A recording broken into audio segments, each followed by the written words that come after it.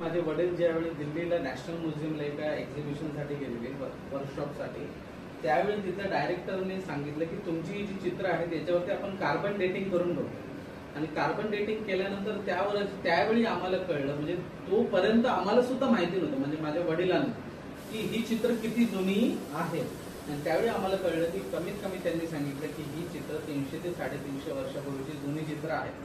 मग त्यावेळी आम्ही अंदाज लावला की ही चित्र कमीत कमी आपल्याला जी पेपर बनवून दिलेला आहे हा महाराजांच्या काळामध्ये दिलेला आहे, कारण की आम्ही महाराजांचे गुप्तहेर होतो, महाराजांसाठी आम्ही काम करतो आणि महाराजांच्या टाइम झोन मध्ये हे सगळा पेपर वगैरे हा सगळा होता, म्हणजे जो हँडमेड पेपर वगैरे जो आपण म्हणतो तो. आणि त्यानंतरच्या काही ड्रॉइंगच्या शीट्स वरती, म्हणजे आमचे जे पेपर्स आहेत त्याच्यावरती ईस्ट इंडिया कंपनीचे लोगोज सुद्धा मिळालेले आहेत. तर त्यावरनं पण आपण एक अंदाज लावू शकतो की ईस्ट इंडिया कंपनी म्हणजे कमीत कमी 200 वर्ष होऊन गेले, तर त्याच्यावरनं लावू शकतो की 200 वर्षापूर्वीची चित्र आहे.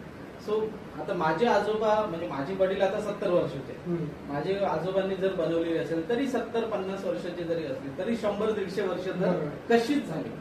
तर मग अशा प्रकारे ही 300-350 वर्षापूर्वीची चित्र आम्ही म्हणतो, म्हणजे ऑन पेपर डॉक्युमेंटेशन आम्ही सांगतो. नाहीतर ह्याचा इतिहास जर आहे ना तो ज्ञानेश्वरीमध्ये ग्रंथामध्ये लिहिलेला आहे 700 वर्षापूर्वी, की चित्रकथी कळसूत्री बाहुल्यांचा उल्लेख ज्ञानेश्वरीमध्ये पाहायला मिळतो आपल्या 14व्या ग्रंथात.